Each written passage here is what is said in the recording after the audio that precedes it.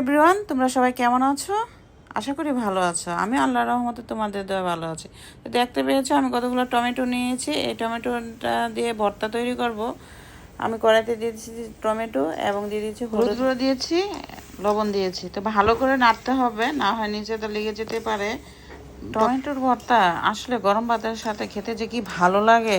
আমার যে কোনো ভর্তা মানে ঝাল ঝাল করে বানালে খুবই ভালো লাগে। বারবার নাড়তেই হবে যতক্ষণ পর্যন্ত সিদ্ধ না হয়। তা আমি দিয়ে দিচ্ছি এই যে শুকনো মরিচের গুঁড়ো, একটু ঝাল বেশি দিব, কারণ ভর্তা তো ঝাল ঝাল খেতে হয়।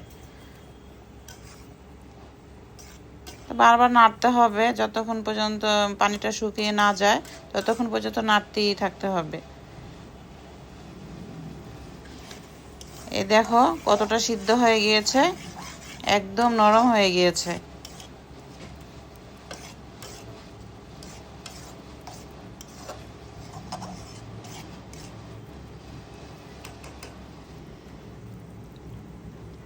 সিদ্ধ হয়ে গিয়েছে। এখন আমি এটাকে তেলের মধ্যে ছেড়ে দিব। কড়াইতে দিয়ে দিচ্ছি তেল, তারপরে দিয়ে দিচ্ছি পেঁয়াজ কুচি।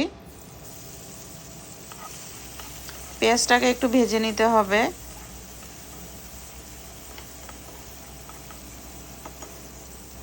পেঁয়াজটা ভাজা হয়ে গেছে, সিদ্ধ করে রাখা টমেটোটা দিয়ে দিচ্ছি।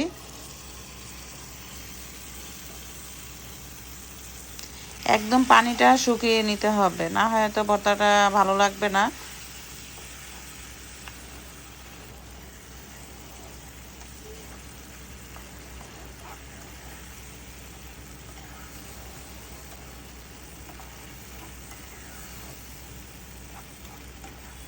একদম পানিটা শুকিয়ে গিয়েছে। টমেটোর ভর্তাটা আমার হয়ে গিয়েছে একদম পারফেক্টলি ভাবে। এই দেখো। তো আজকে ভিডিওটা কেমন হয়েছে অবশ্যই তোমরা লাইক শেয়ার কমেন্ট করে জানাবে। তো তোমরা সবাই ভালো থাকো। আল্লাহ হাফেজ।